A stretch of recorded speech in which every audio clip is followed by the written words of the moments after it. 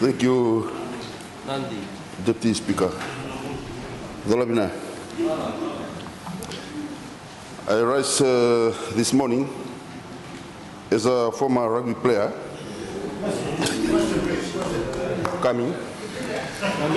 who participated in the first Rugby World Cup in 1987 held in New Zealand, where we reached the quarterfinal.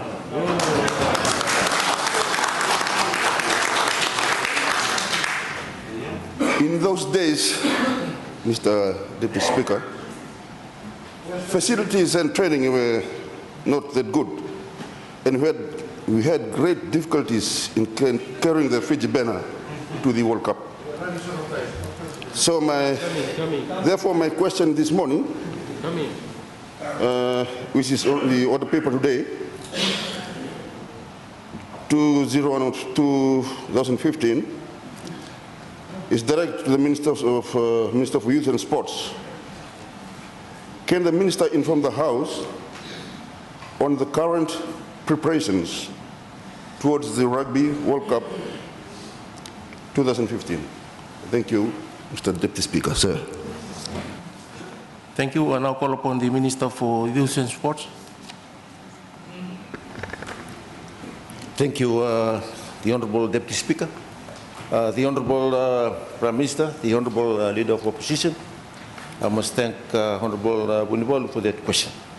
I think it is a very interesting question, and everybody in the whole nation are looking forward on how we prepare our team for the World Cup coming in 3 weeks' time.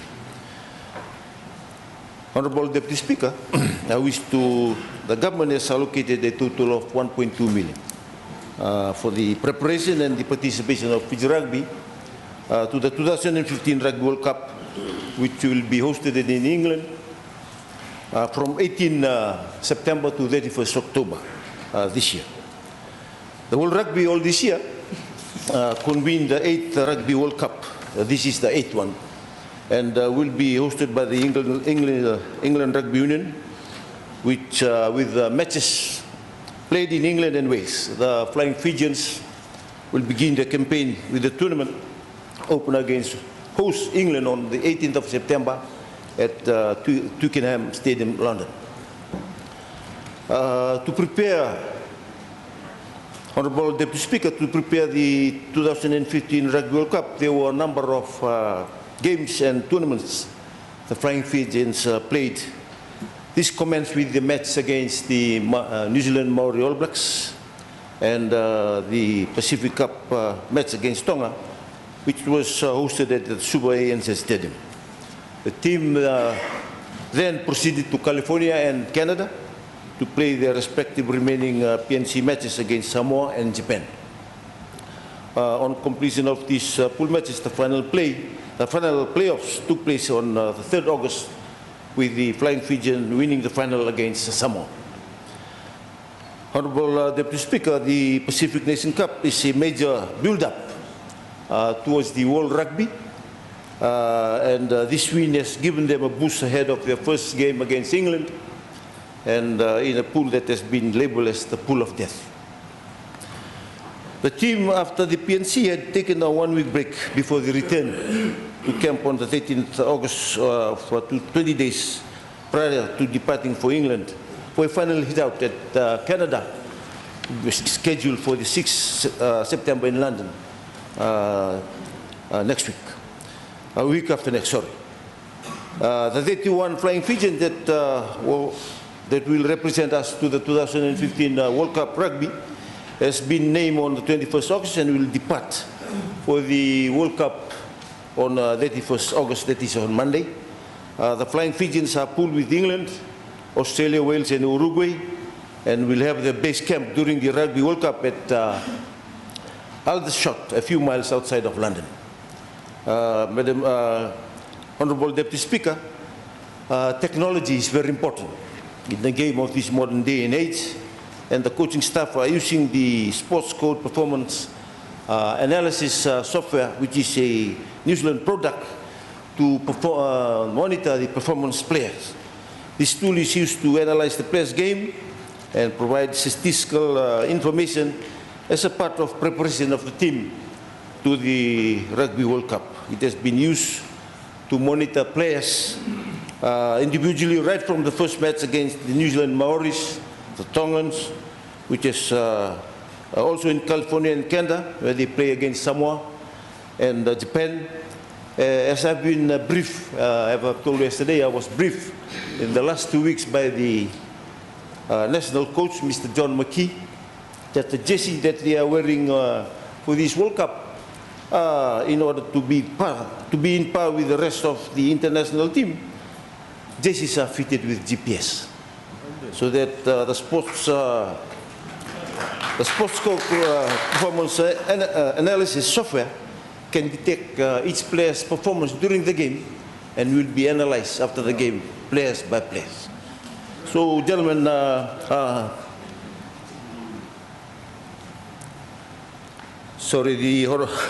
the Honorable Deputy Speaker, Government has also contacted an international coach, and the current Flying Fijian team will be one of the best prepared teams to leave our shores. The tough pool play added to motivation to the team to work together collectively to the national pride of this year's tournament. The coaching staff has full confidence that the Flying Fijians will be a surprise package at this tournament, which will be commencing with the opening match against host nation England next week after next. So, the Honourable Deputy Speaker, that is all for that question. Thank you. Supplementary question. Honourable Androlindal. Deputy Speaker, I thank the Honourable Minister for his answer. All of that preparation will cost money and financing. I want to ask the Honourable Minister, Mr. Deputy Speaker, can he enlighten the House as to the status of the Vodafone sponsorship agreement with the FRU, whether that's going well, Mr. Deputy Speaker, and other related issues? Thank you, the Honourable Minister for Youth and Sports.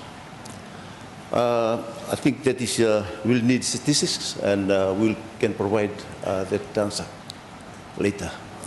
Thank you.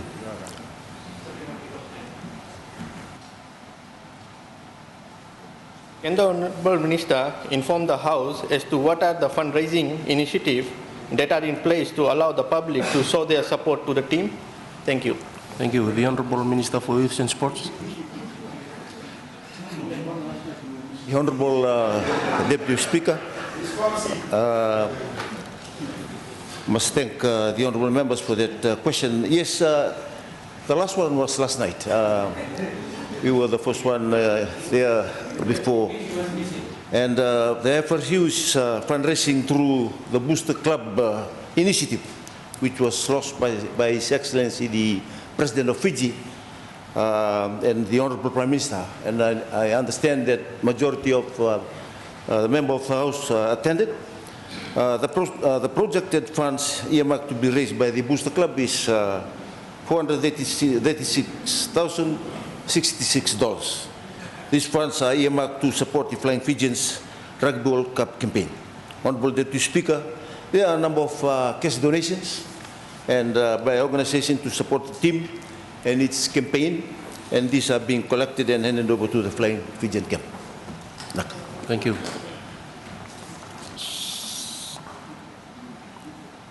Supplementary question. Supplementary question, Honourable Nambolivo. Floor is yours. Can the Honourable Minister enlighten the House as to what are the incentives in place for the team if they progress past the pool stages of the tournament?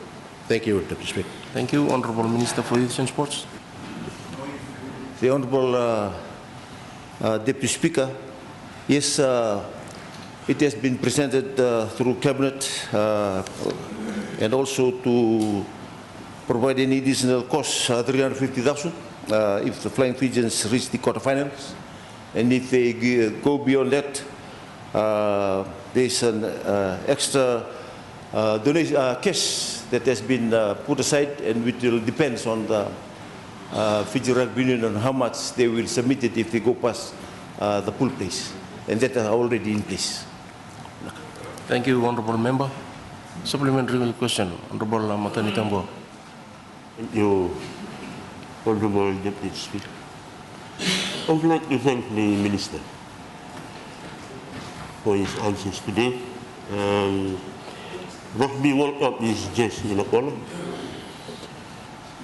1.5 million was allocated by government to the FIRU.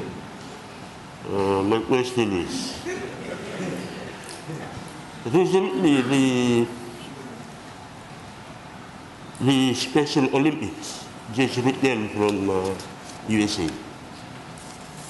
with 8 medals. It's a history, Deputy Speaker. I just would like to ask the Speaker, the Minister, what is the budget for the Special Olympics? Thank you, Deputy Speaker. Thank you, and I call upon the Honorable Minister for Youth and Sports. I think I provided that budget during that question in the Parliament session this week, but I can provide the honourable members, the answer to that question. Thank you.